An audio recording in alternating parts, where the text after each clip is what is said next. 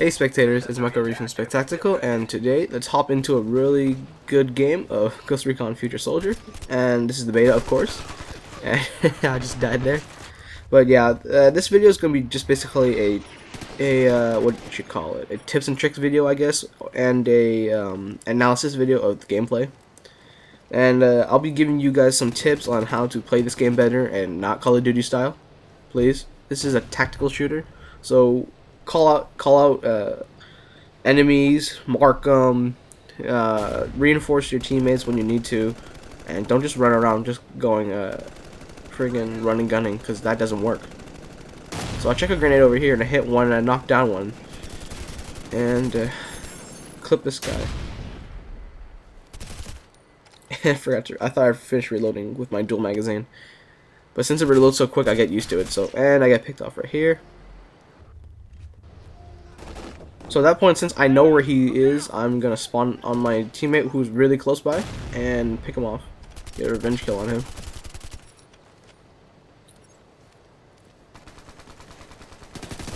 And if you see all these marked targets, it's because Wesley is using his UAV and he's tagging them so we can see him through the walls and stuff, which is really nice. Because tagging your targets allows you to have their location for about a few seconds, I don't know, 10 seconds or so like that, and they'll be on your they'll be 3D map tags, so they're all over the physical map and on your screen.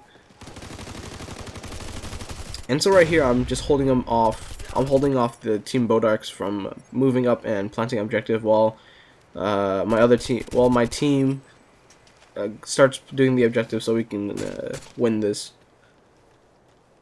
And right here we're spawn trapping, but do realize that spawn trapping is not really a good thing. It's not like Call of Duty where you can spawn trap, because when you spawn trap, the game automatically registers this and they'll move the spawn point to a flank position behind you guys, and when they start spawning, they're right behind you. And that flank position is also really close by, and from your original spawn. And right here I asked Bishop for some ammo, so he chops down some ammo for me from his ammo pack, and I pick it up because I was out of ammo. And I'm back in action right now. Right here I'm just punishing him from moving out in this place. For some reason people just like to go from the same area, just either this, like there is 3 areas to get away from the spawn. And for the Bodarks, you have you have the little staircase on the side, you have the highway right there with the roadblocks, and you also have the side next to the white truck. So right here, I'm basically using camera swap. Because with camera swap, you're allowed to change the angles of what you see, and that's really nice because if you're running around rounding around a corner and you need to get the upper hand on them, just switch your shoulder, and you'll be able to see the enemies better. Because if you're running around a right corner, I usually like to switch to my left, just because I'm allowed to see what's coming ahead of time, which is really nice.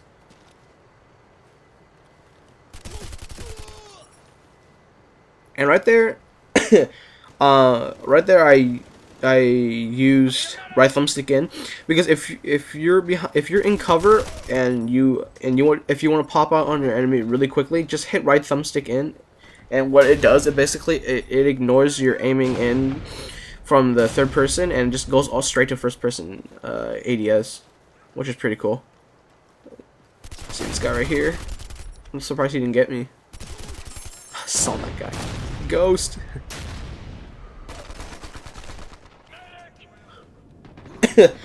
And I forgot that I had a med pack. I'm just crawling around all over the place. Because basically at level 8, for all classes, you unlock the med pack, which allows you to revive yourself or revive a teammate quicker with more health when you get up. Because usually when you revive a teammate or you get revived, your health is basically about moderate health, about like 50%, I guess you would say.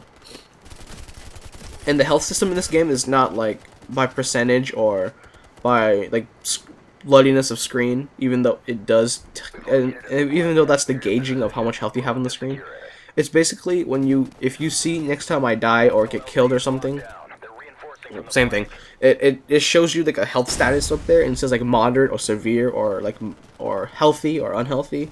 That's basically how much health they have at the moment. And that you saw that little blue thing, that little blue light. That's a decoy, which is it's a decoy grenade. So it makes random bullet noises and everything, and it shows up on the enemy radar. So here I go to the resupply point and I pick up some ammo, refill my grenades with some fresh mags. What I really like is that they put an animation in the refilling, so you can actually see your character putting magazines into into his mag pouches. And if you see that thing set on fire right there, it's okay. Just just make sure you remember that. Apparently, I killed myself by suiciding by the fire. Alright, so I spawned up here again, like with Bishop, right next to the enemy's spawn. Oh, fragged. Spawn and die. That happens a lot when you spawn on your teammates and you don't know where they are. That's why you should probably, if you're playing with your friends, you should probably ask them where they're spawning, or where they are on the map, just because if you spawn right next to them and they're in the middle of a firefight, or pretty close to a firefight, and the enemy lobs a grenade, you're basically screwed. So I pop this guy, and my friend's grenade takes this guy out, and then I take him out. And what I really like about this game, what Ubisoft has done is that if you're in combat, you can't spawn on them, so you can't get completely destroyed by spawning on them. And oop, I saved this guy. Oh, I saw that guy first. I'm gonna pop you, get you both. Snipers camping. Look, I know that's not like quote unquote camping or defending or playing or planting yourself objectively in certain areas is helpful to the team. But if you're never moving up and you're just sitting in the corner as a scout and not calling out targets, or just just sitting there trying to get kills and not die, it's not really helpful for the team. You might as well just play like assault or something, or slash soldier, right? Well, like I am right now. I'm moving up, holding the team back while I have my squad mates play the objective for me. Well, right there you can see on the screen that the timer goes down as it gets really close to the ending of that, so we can move to the next objective. And basically the confidence booster doesn't the XP doesn't show up until the thing is captured, which is, I guess it's okay. So what confidence is, if you don't know what it is already, is there's 3 levels of confidence for your teammates for the objective while they're planting it. The more objective, the higher the level of confidence they have, the quicker they interact with the objective and finish it quicker. But if you're engineer, if you get to, I forgot what level it was, I think it was 12 or something, or no, 16, you can get a field computer, or I forgot what level. No, 4, sorry. UAV or field computer. Basically the UAV is, it's a unmanned drone, and you just fly it around and you tag target and stuff. And a visual, you have air supremacy with it basically. Or you can hit the field computer. What the field computer does, basically, it automatically gives you 1 level of confidence. So basically when you start interacting with it, you have already 1 out of 3 bars, which is pretty nice. And if you just saw that blue wave earlier, that blue wave is basically that sensor reward that intel reward we got from doing the objective. And HVT ones are one of the hardest objectives in this game, because it's a person and you have to protect them, and they don't get any extra health boost or anything. It's just a regular character that has become the high value target, and so once they die, the opposing team that eliminates the HVT automatically gets 100 points towards their score. And it's like sometimes you might be in the middle of a firefight and then all of a sudden, boom, you're the HVT, and then you just die, and then the enemy team gets 100 points for eliminating you. So I think if they fix that up a little bit, like maybe give them a little bit more health or something, because it's really crazy how you just automatically get made the HVT while you're in the middle of a firefight, or you're like, you don't even get a heads up and then you die, and that's the end of that.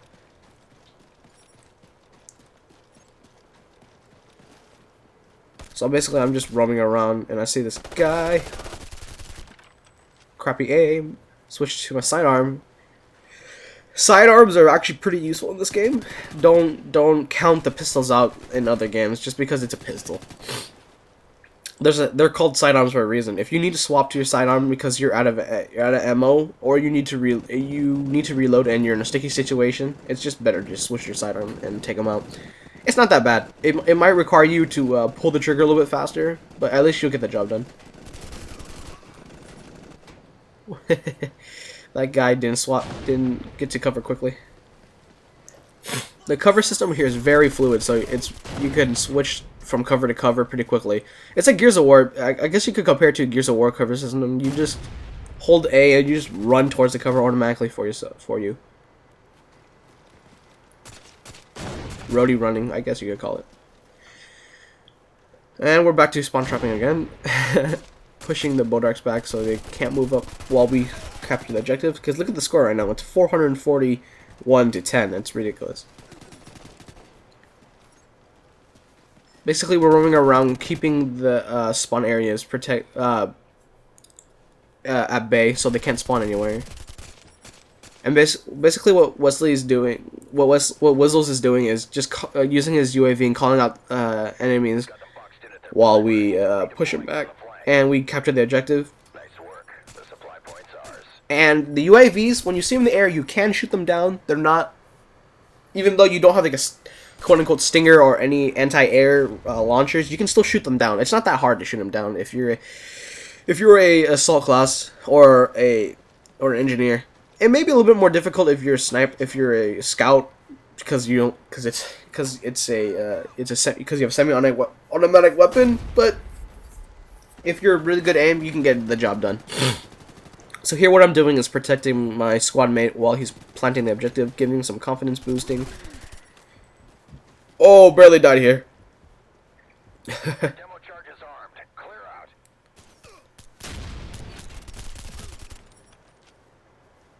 But yeah, the ACR is what I'm running right now, and this weapon is amazing if you upgrade all its controls.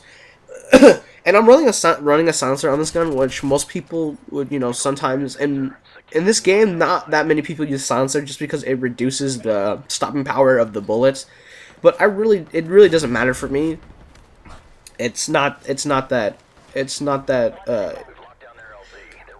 big disadvantage for me if you have not a silencer. If you don't have that much stopping power.